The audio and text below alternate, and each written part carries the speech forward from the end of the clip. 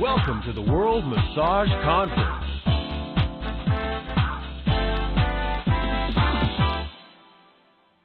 Hello and welcome to the World Massage Conference. I'm your host, Marla Gold, and Diana Thompson will be joining us today. If you're joining us for the live conference, Diana will be in the chat room to answer your questions as this broadcast is being played. I'd like to thank our daily sponsors and our global sponsor, Massage Envy. When you're happy, so are your clients. You'll find Massage Envy to be a friendly, giving, and supportive environment. Find out about Massage Envy's culture at massageenvycareers.com or like Massage Envy Careers on Facebook. And thank you to our education partner, Associated Bodywork and Massage Professionals. They provide an extensive array of member benefits and exceptional liability insurance. Visit www.abmp.com to discover why over 80,000 massage and bodywork professionals have chosen ABMP as their professional association. Thank you to our daily sponsors, Massage and Bodywork Magazine, Massage Today, BioFreeze, and Bon Vital. Diana Thompson will be presenting today on client health records, need-to-know requirements for today's therapist. The Affordable Care Act, ACA, is shifting U.S. healthcare from a system focused on disease to one that embraces wellness and prevention. Complementary and alternative providers are specifically called out in the ACA as a part of the healthcare team. As a result, massage therapists must meet the demands of inclusion, electronic medical record keeping, HIPAA regulations, and standardized communication with the healthcare team. Find out what you need to know during your SOAP and wellness charting from various perspectives within this new paradigm. Paper versus electronic charting, the integrative healthcare team, HIPAA, payer, and legal requirements. Our presenter, Diana Thompson, is a licensed massage therapist for over 30 years, has a practice in Seattle, Washington, and specializes in post-operative care. She authored Hands Heal, Communication Documentation and Insurance Billing for Manual Therapists, 4th edition, and wrote a regular column in Massage and Bodywork magazine titled Somatic Research. Diana lectures at massage, acupuncture, midwifery, chiropractic, physician and physical therapy conferences internationally, and is a consultant for massage therapy research with the Research Institute at Group Health Cooperative in Seattle. She is a past president of the Massage Therapy Foundation and the proud recipient of 4 national awards in 2013, including Massage Therapist of the Year, One Concept, and Humanitarian of the Year, Performance Health. Welcome, Diana. Thank you, Marla. It's great to be here with you all. Well, I'd like to start today really thinking about where we see massage in all of these areas.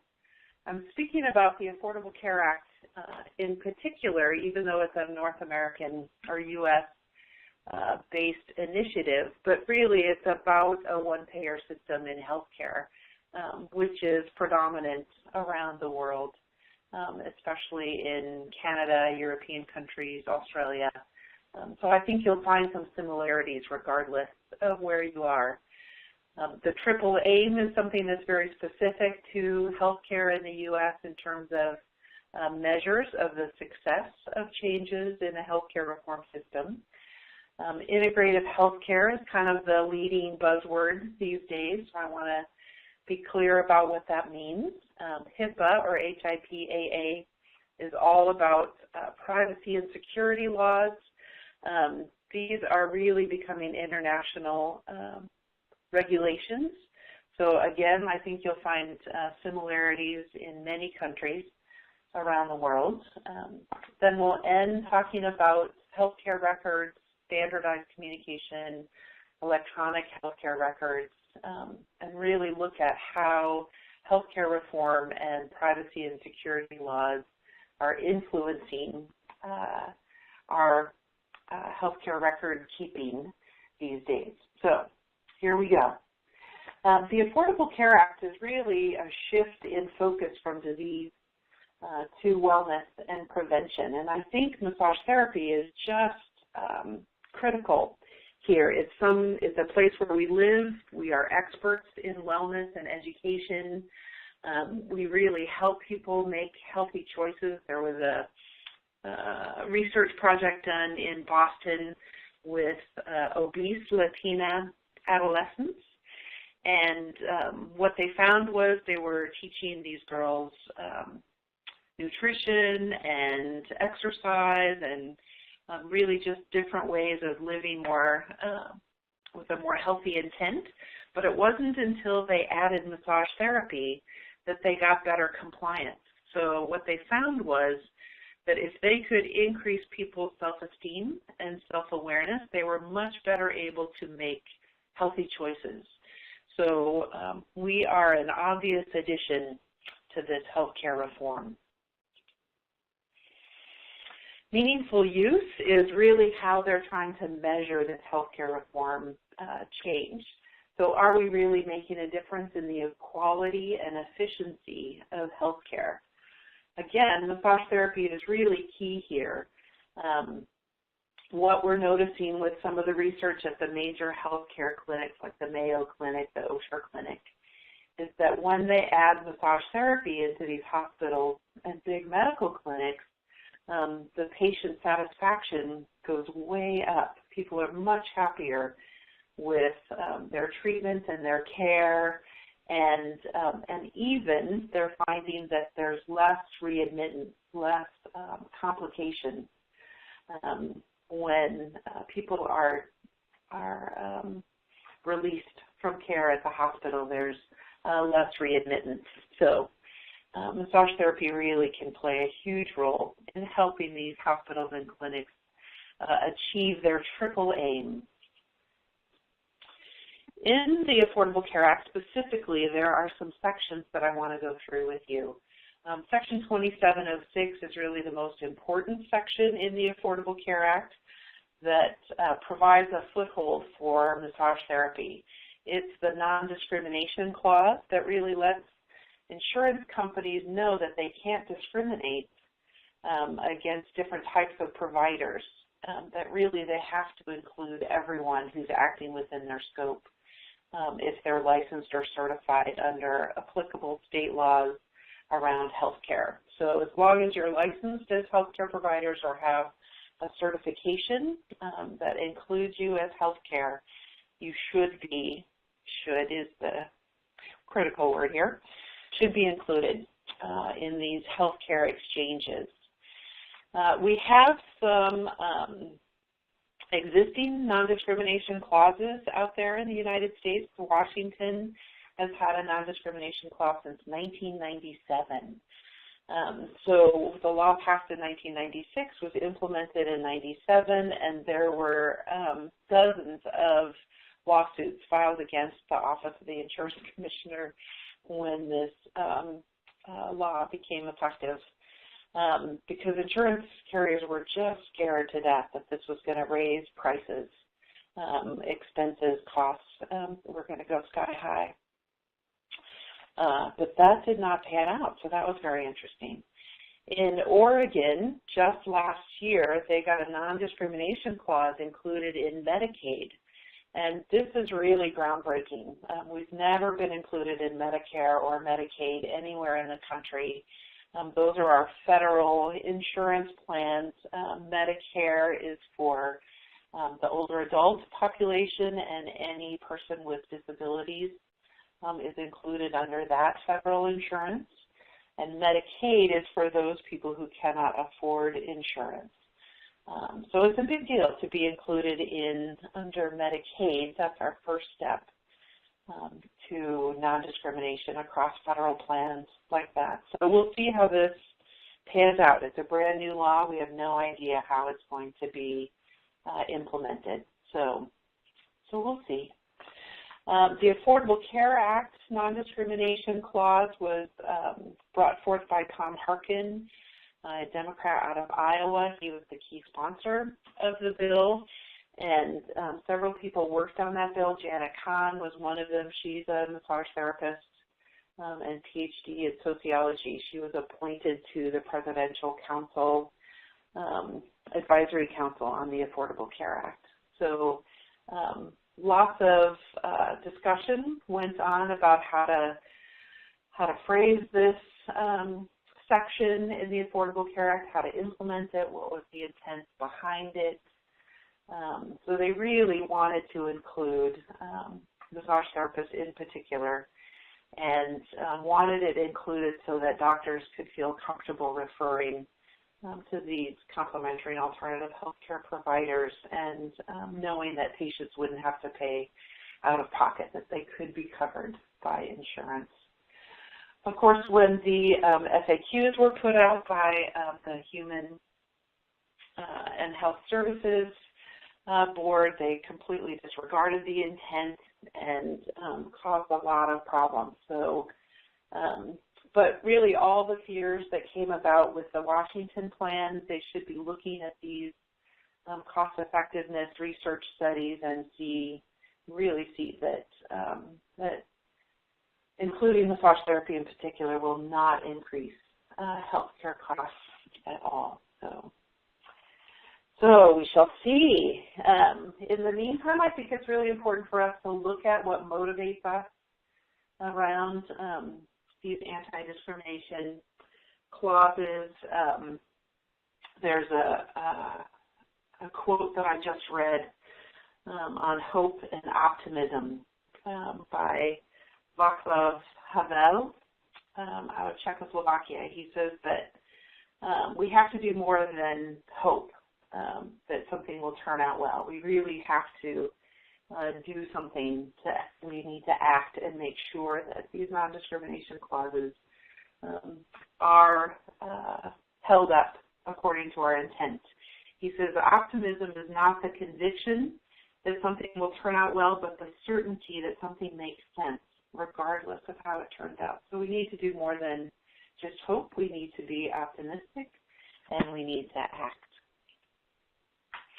Some of the other provisions in the Affordable Care Act, Section 3502, I put these two on the slides together because it's really important to look at when they use the word may and when they use the word shall.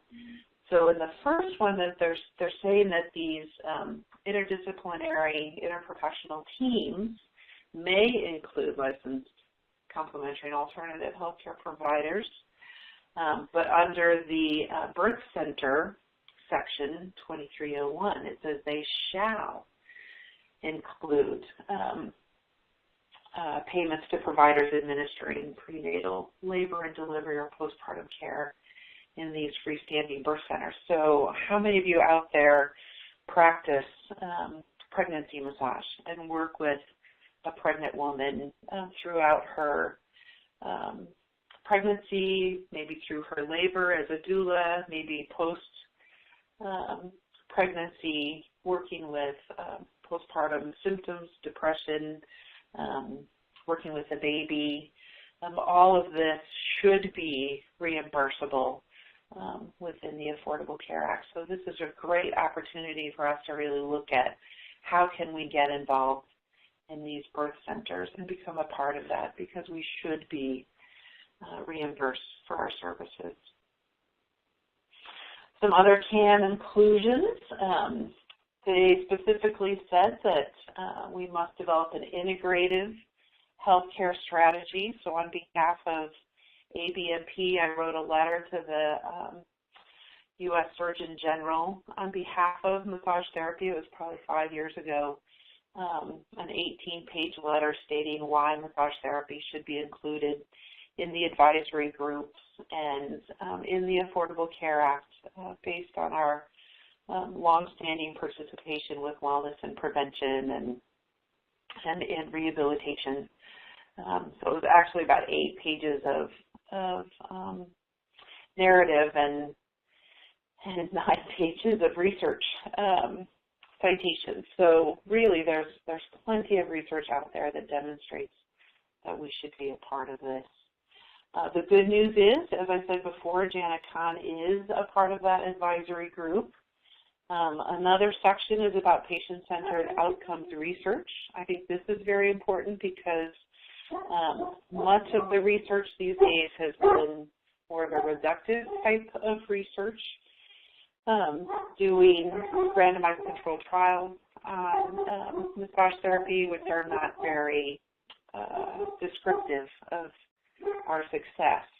Patient-centered outcomes research is a much broader way of looking at studying the discipline and how we interact with our patients. And Dan Churkin is on that panel. That's a very good thing.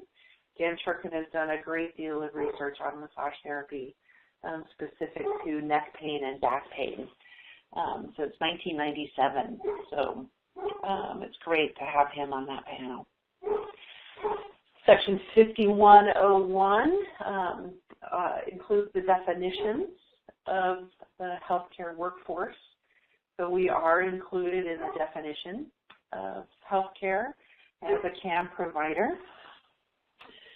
And so I keep using the word CAM. It doesn't ever say massage therapy in particular in the Affordable Care Act, so we need to look at how do we fit into this. What is the definition of complementary and alternative medicine, CAM therapy? So it's whatever is used outside of mainstream Western or conventional healthcare for specific conditions or overall well-being. Complementary, referring to something that's used alongside of conventional medicine. Alternative, referring to those things that are done instead of conventional medicine. What I love is the second quote. So this is taken right from the NIH website, the National Institutes of Health, which is similar to NCAM in Canada. So this says that many of the alternative treatments are becoming conventional, such as guided imagery and massage. So they actually use massage as an example of something that used to be considered complementary or alternative and are now considered a part of conventional healthcare. Kind of exciting. Integrative healthcare or integrated medicine is defined here on this slide. And what I want to point out specifically in this definition is that they're including healthcare that's informed by evidence. So we really need to appreciate the amount of evidence that's becoming available on massage therapy. We would not be able to be included in this without that. There's still not enough. It's still not rigorous enough by conventional standards, but as they shift their focus on the type of research that's done and we get more and more funding for more and more studies on massage therapy, then will continue to grow and be included in integrative healthcare. This definition was written by the Consortium of Academic Healthcare and Integrative Medicine. These are universities that have medical centers that include alternative and complementary healthcare. It was started with about 16 universities. There are now 57 universities in this group, so that's a very good thing.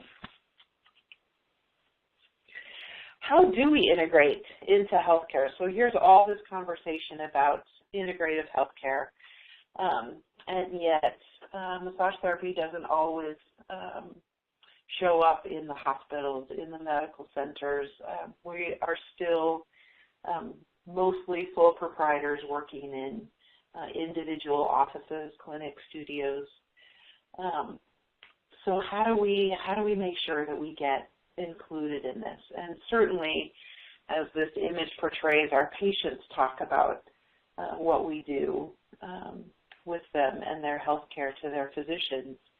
But that doesn't necessarily mean that they understand what the patient's talking about. So one of the most important things is that we have some common language and we share communication formats. So our client health records become absolutely critical in integration.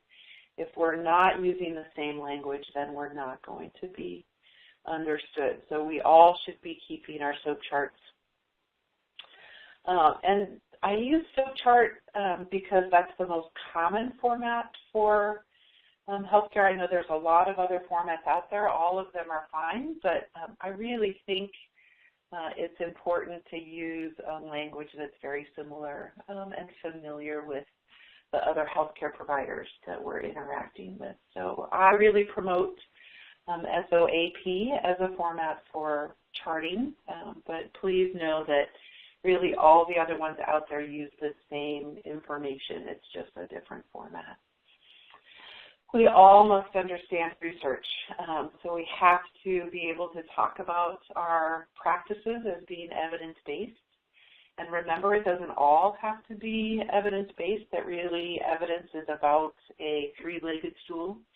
It's what the research data says, it's what our experience tells us, and it's what our patients are requesting. So those three things all come into play when we talk about evidence-informed or evidence-based practices. But we do need to be able to read the research. We need to be able to find it on the internet, to read it, to understand it, and to figure out how to have that information inform our clinical reasoning. So we'll talk about that today as well. The mindset also starts in training in these medical schools. So they're becoming familiar with us is really important. The Potomac Massage Institute on the East Coast has been very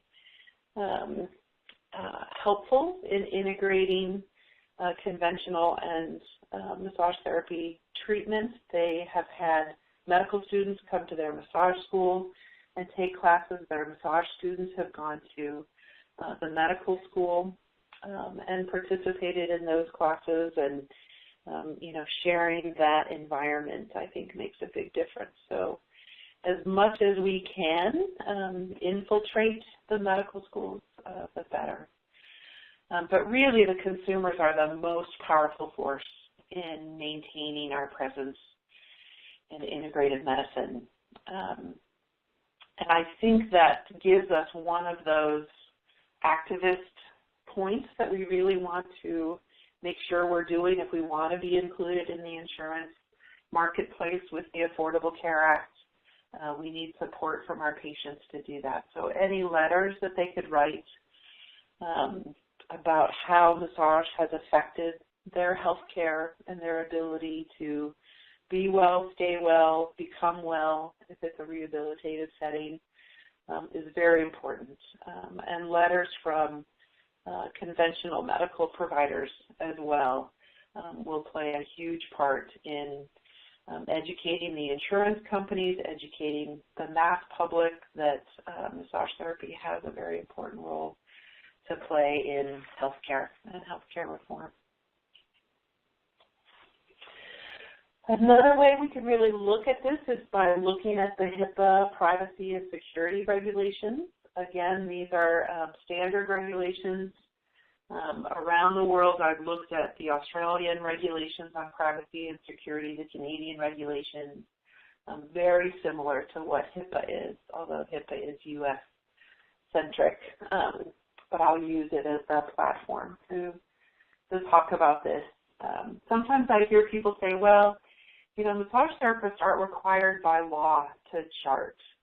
And if we take that seriously, then we can also say that physicians are not required by law to chart. There's very few laws around the country, in the U.S. at any rate, where there are specific laws on what type of format or what type of information must be included in physicians' chart notes or any healthcare provider's chart notes. However, there are a great deal of laws on how we take care of those chart notes, how we protect them, how we disclose the information that's on there. So I think the people in regulatory boards are assuming that charting is a standard of care, that everyone charts, that it's not something that needs to be dictated by law because it is a standard of practice. However, how you keep those records confidential and secure is dictated by law. So I looked at HIPAA as just another confirmation that, yes, we should all be charting every client interaction. I think the other excuse for not charting is, well, I don't bill insurance, so I don't have to chart. But if healthcare includes wellness and prevention as well as rehabilitation, then really, as a healthcare provider, we must be charting every session that we have with our clients. So given that, let's look at privacy and security laws. So privacy really dictates the possession of private health information, and the security laws dictates the electronic transmission of those laws. So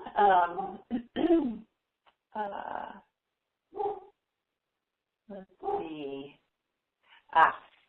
So who is responsible for maintaining the privacy?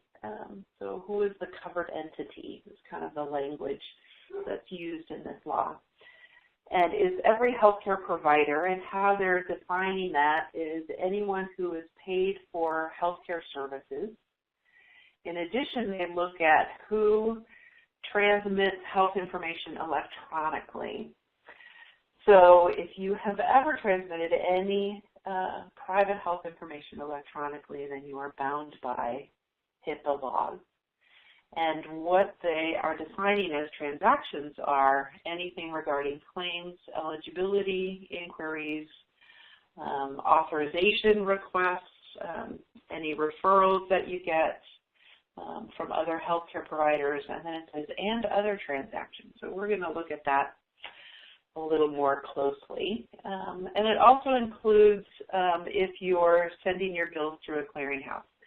So it might be that you take all paper records, that you don't have anything stored electronically, transmitted electronically, but you use a billing service that does submit things electronically, then, of course, you are included as well. So how they're defining the other thing, the other parts of healthcare information, is any one of the two things listed here. So if you've got something that has either name, address, birthday, phone number, anything like that, combined with any bit of healthcare information, so what their physical or mental health condition is, past, present, or future, or the provision of healthcare is any type of healthcare. So if it says that they're receiving massage therapy, so you've got their name and the fact that they're receiving massage therapy, and that gets transmitted electronically, then again, you must be HIPAA compliant. So anyone using electronic scheduling systems, or if you're going back and forth about scheduling via email or text message, then all of that counts. Of course, none of it needs to be restricted as long as you take away either the patient's information or the healthcare information. So if it's de-identified, there are no restrictions. So sometimes we think about how we talk about our patients with other people in rooms, if we're in the waiting room and we're on the telephone, or if we're in our office and our door is open, and people can hear us talk about a particular patient, then that's breaking the privacy laws. If, as you can see in this cartoon, the computer is open, so if you're using a computer and another patient's file is up, or the scheduling system is up and they can see other patients' names, if there's other patient files on your desk, if you leave the room and the filing cabinet is in the room and it's not locked and you don't take the key with you, all of those things are ways of not abiding by HIPAA compliance. So there are there are instances where you can disclose private health information, patient health information, without written authorization from the patient. And of course, that is to the individual themselves, and you're actually required. If they ask for any information, you're required to disclose it. If Health and Human Services asks for information, you're required to disclose it, but you may disclose in other situations. So if you're sharing treatment information with other providers that have referred to you, so it's a primary person in the healthcare team, you can exchange information back and forth without written permission from the patient. To receive payment or reimbursement, if you're submitting a claim to an insurance company and they're asking for chart notes on the patient, you can send those off without written permission from the individual, or anything that you need to if you're in a large clinic and you need that information shared for the operations of your healthcare office. You can do that as well. What's important to note is that you should only disclose the information that's required to convey the information that you need to for treatment or for payment. You never disclose everything if it's not necessary. When you are requested to disclose information outside of those stipulations, the request must be made in writing. There's got to be a date on there with the signature of the patient, when that request expires, and you should be recording who received that, who sends out the information, and what the purpose of the request is, and who's disclosing what information should be disclosed. So make sure that all of that information is accounted for when a request comes in, or you should not fulfill the request. When you're writing your healthcare privacy policies, which must be conveyed to the patient, remember that patients have the right to choose how they're contacted.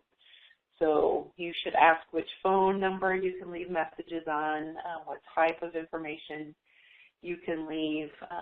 If you send out postcard reminders or email reminders, make sure that that they have the right to choose if that's kept private, like in an envelope, if it's a postcard, that it's an approved email address, and ask for permission to send text messages as well. So make sure the patient has the ability to choose your communication format. So we have to notify our patients of these rights. By law, it's no later than the first visit. So you can do it in advance of the first visit or at the first visit. And you need to receive a signature stating that they have acknowledged that they've received these privacy rights.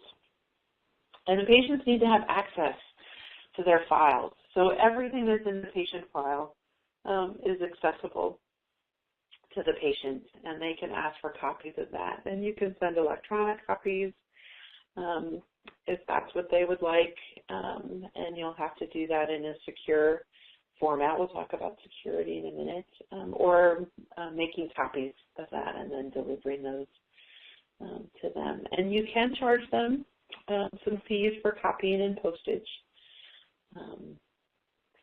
So, you know, they don't want it to be a burden to you, but they want to make sure, the laws want to make sure that it's accessible. I don't know if you know this, but the patient has the right to amend their file. So if they have any sense that the file is incomplete or inaccurate in any way, they can amend the file. So you have to make a note of the information that they think is incorrect, and then you attach additional documents to supplement that information. And then again, the disclosure accounting, so you need to maintain some accounting of any disclosure requests, when you received them, when you fulfilled them, who fulfilled them, what was disclosed, and what the purpose of the disclosure was. So security, again, is for how to maintain the electronic information, and this addresses technical and non-technical safeguards. So you need to make sure that it's all confidential, that it's protected, that you are anticipating any breaches of that system, and that all of your workforce is compliant with your policies on this.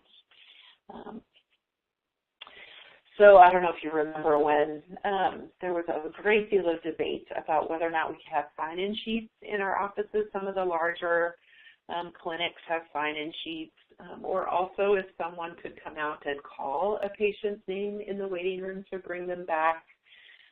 You know, is that legally complying with HIPAA? And they've worked all that out. That was a little too extreme, so it's really the combination of the client's name and what they're there to receive. So those kinds of things are acceptable. No need to put paper sacks over people's heads.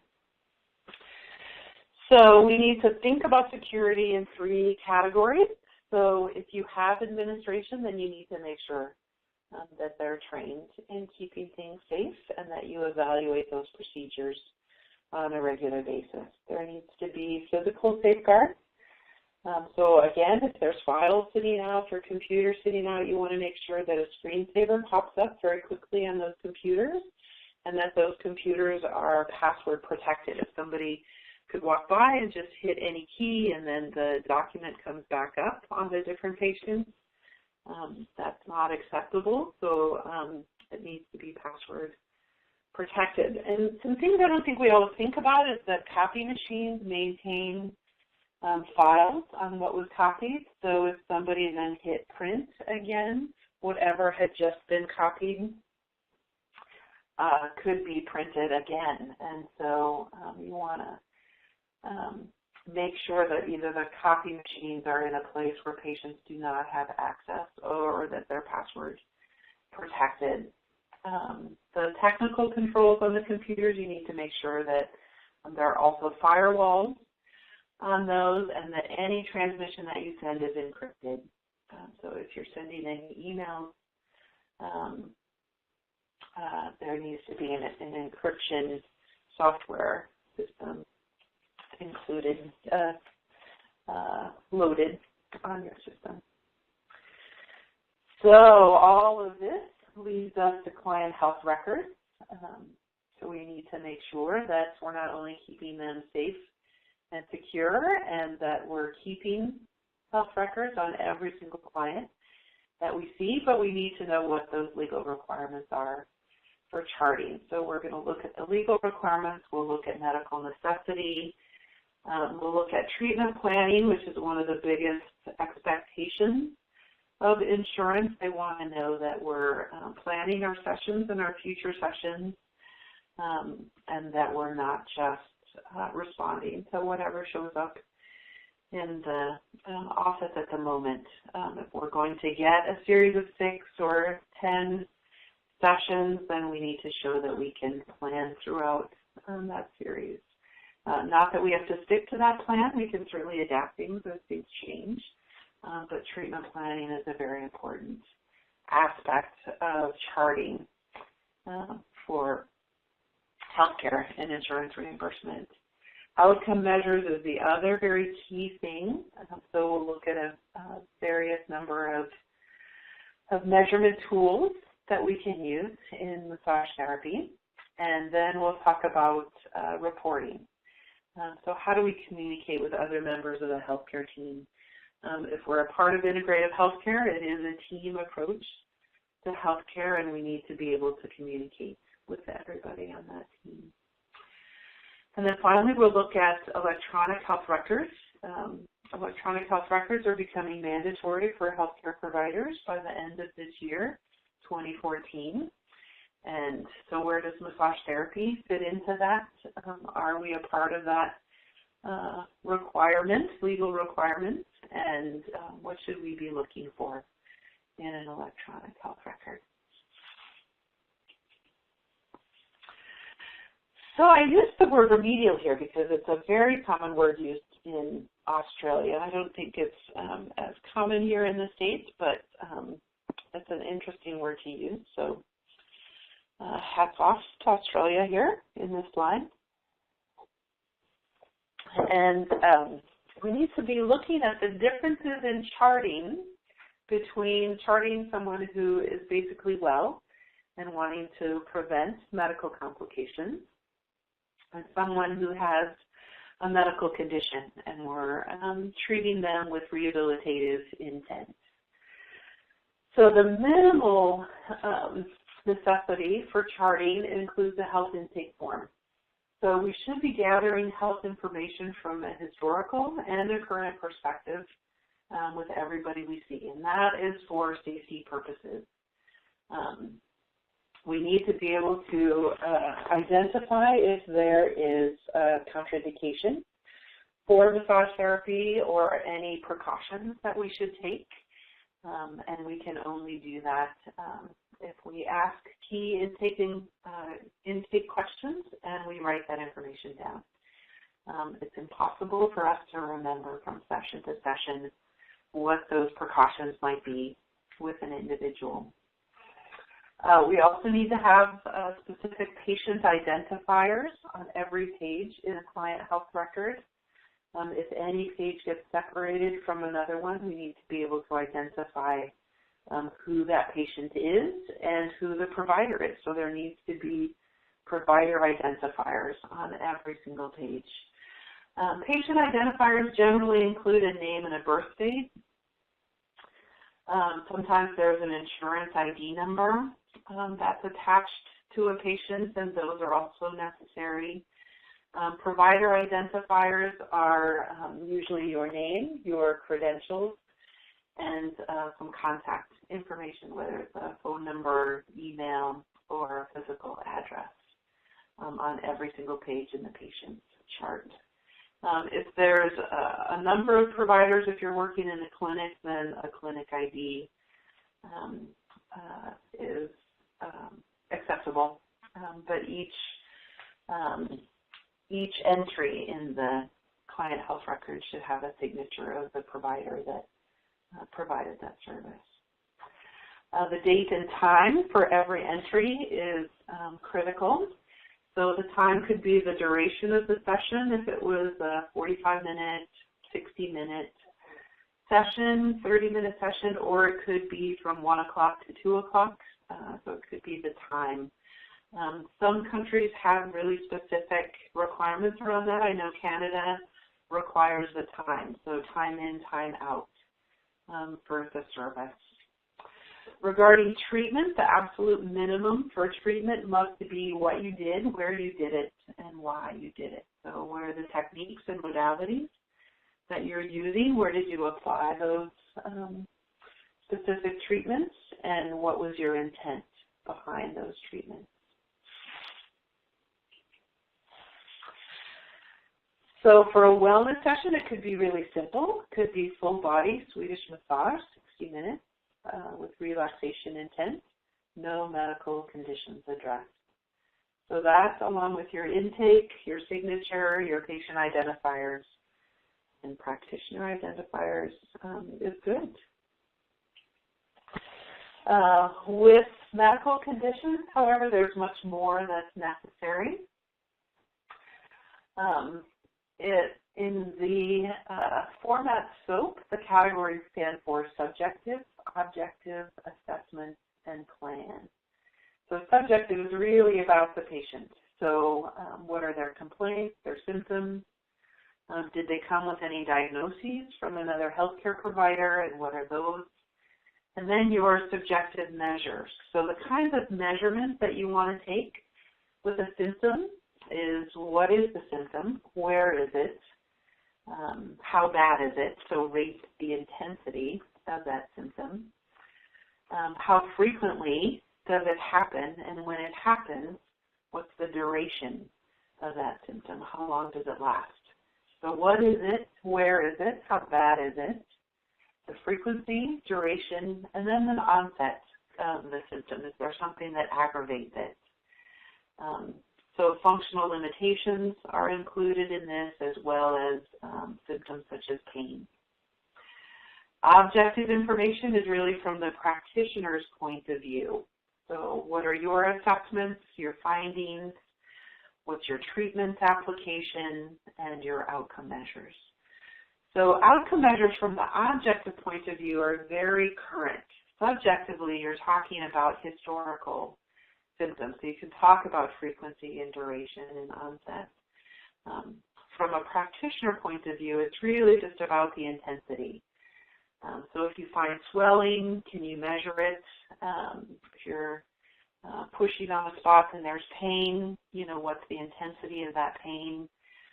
Typically a 0 to 10 scale is used. There are other ways to measure that as well that we'll talk about in a little bit. And then once treatment is applied, are there any changes in those assessments or findings? Does the range of motion improve? How much? Does the trigger point pain go down? How much? So if it's worth writing down, it's worth measuring. So I would say your mantra should be measure everything, measure everything. Go to sleep saying, measure everything tonight. Under the assessment section of the SOAP chart, it's typically for prognosis and diagnosis. If that's within your scope of practice, by all means. Oftentimes diagnosis isn't, but prognosis can be. So what are you finding things attributed to, and how long do you think this might go on? But more commonly, and I picked this up from the physical therapy profession, functional goals and outcomes become a very useful thing to include in the assessment section of the SOAP chart. And we'll talk about functional goals and outcomes in a little bit, but really it's about the improvement in someone's quality of life. What are they able to do now that they couldn't do before, and can you measure that? And so much of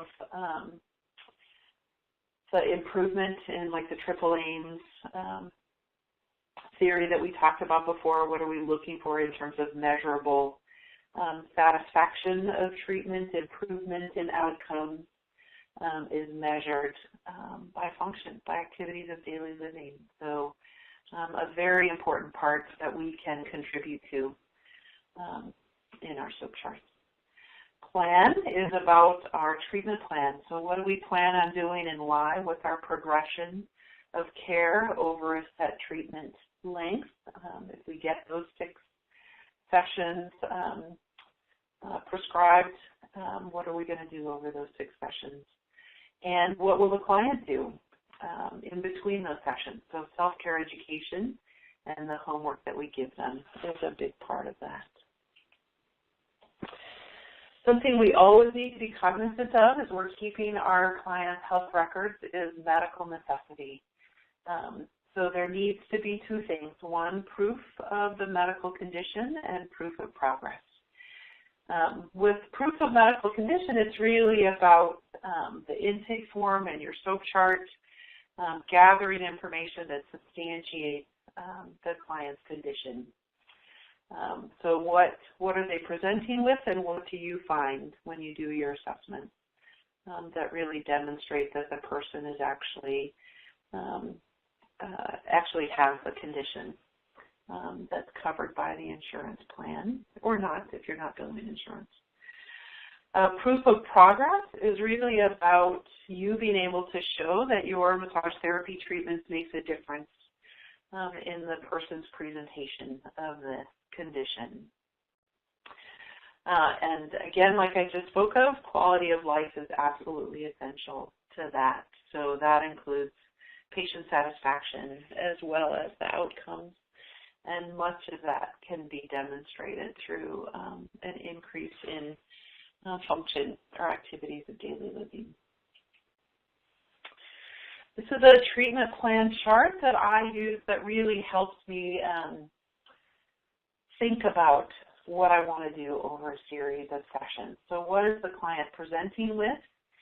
And then what goals might I have about those? So if somebody comes in and they have pain and numbness and tingling in the right neck, shoulder, and down the right arm, then my goal might be to decrease the pain, decrease the numbness and tingling, perhaps increase the range of motion and the function of that. So those are my goals. And then I think about what can I do to help a person with that? What are the techniques that I would use in a neurological condition? So I might think about pain pathways, and so maybe some neuromuscular therapy on the scalenes and in between the clavicle and the first rib to relieve any possible impingements, maybe some kinesiotaping to relieve pressure on the nerve, and I might want to see them once or twice a week in the beginning for 60-minute sessions. The latest dosing study that came out of group health showed that 1 or 2 sessions, 60-minute sessions a week, was most effective, that less than 60-minute sessions were not as effective, and less than once a week was not effective, that we really need to be seeing someone more frequently for longer sessions if we want to get rehabilitative effects. And then I think about, so what do I want the patient to do in between times? Is there a topical analgesic that I want them to use, or ice that I want them to use? Is there's a particular exercise or stretching technique that I want to make sure they do to support the care in between time? So that's how I use the treatment planning chart. So outcome measures with functional outcomes, we've got the SMART goals to help us write good functional outcomes. So we want a goal that's specific to an activity of daily living. So not just a function. So we don't want to say lift, stand, sit, but we want to talk about how much they're lifting their child into the car seat, how much they're walking or sitting, what they're doing when they're doing those things. They're standing at a cash register at work. They're walking upstairs to go up to the bedroom floor. They're sitting working at a computer. So making sure that you're really talking about what's meaningful in their daily life that they're attaching those functions to. You want to make sure that those are measurable goals, that you can quantify something and qualify something. So you always do it in relationship to time or repetitions or weight. So if they're sitting at a computer, that they can sit for 3 hours with an increase of no more than moderate pain in their shoulder and the numbness and tingling down their right arm. And then you assign it a time frame that you're going to be able to accomplish that goal within 2 sessions. For a short-term goal, or within 5 sessions, for example, for a long-term goal.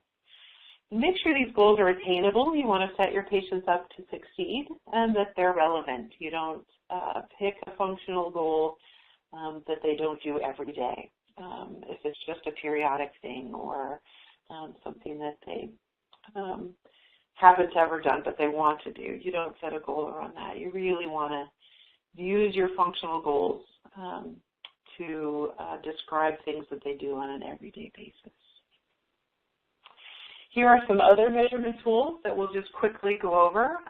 We're starting to run out of time here, so I want to just briefly go through some of these measurement tools with you, but also let you know that there is a website with lots and lots, dozens and dozens of measurement tools divided up by categories. There's physical evaluation tools, there's mental health, there's functional tools, all kinds of tools are available to you at this website. It's a Canadian-based website that NCAM funded, and I use it all the time. It's a fabulous resource for you. So some of the most popular measurement tools are here. I'll give you a quick look at all of them. I don't have the hospital anxiety and depression scale on this, but there's so much research that demonstrates that massage is effective for anxiety and depression that we may need to start measuring that. So visual analog scale, it's similar to the 0 to 10 scale. This is actually 10 centimeters long.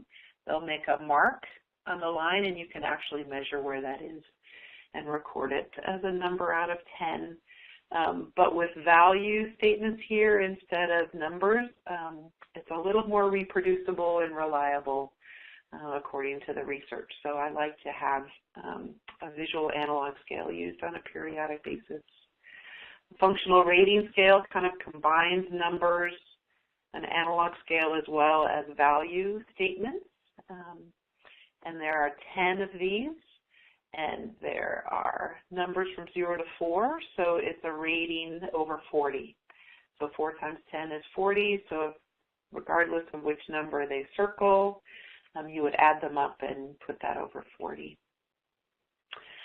The specific function and pain scale gives the person the ability to write in what activity is most important to them and then rate it on a scale of 0 to 10. For this one, 10 is their ability to perform the activity with absolute perfection. And then this is the inability to perform the activity. So it's kind of the reverse of the pain scale. This one's much more complex. They have all these value statements that they can check. Again, there's 10, and they can score up to 5 out of each, so 0, 1, 2, 3, 4, 5. So out of 10, 50 points possible. You could multiply that by 2 and get a 100% disability scale if you wanted to use it that way. But I find this very helpful if you need lots and lots of detail on your disability rating scales. So measurement tools should be used initially and then periodically to demonstrate progress. So you don't have to use them every session. Communication, we should be reporting to our other members of the healthcare team. There's initial reports, progress reports, narrative reports. Initially, you just want to say, hey, thanks for the referral. This is what I found. These are our goals, and this is my treatment plan. And then after 4 to 6 sessions, you write a progress report and say, this is what we've accomplished. And if you want to continue treating the patient, then this is what our treatment plan is for the future, with a request to ask for additional prescription for more massage. A narrative report really is from beginning to end. So you're narrating the entire treatment, doing kind of a compare and contrast.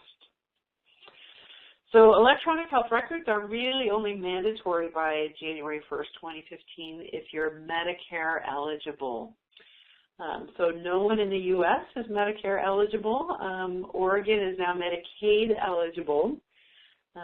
So we'll look and see if that's a requirement for them. But I think it's important if we're going to communicate with other members of the healthcare team that we use the same communication devices. The nice thing about electronic health records is it makes them accessible across healthcare clinics. So it's really about increasing access and helping increase the accuracy, decreasing the duplication, coordinating care, those kinds of things. So it's a great thing. I think all of us should be considering moving towards electronic health records.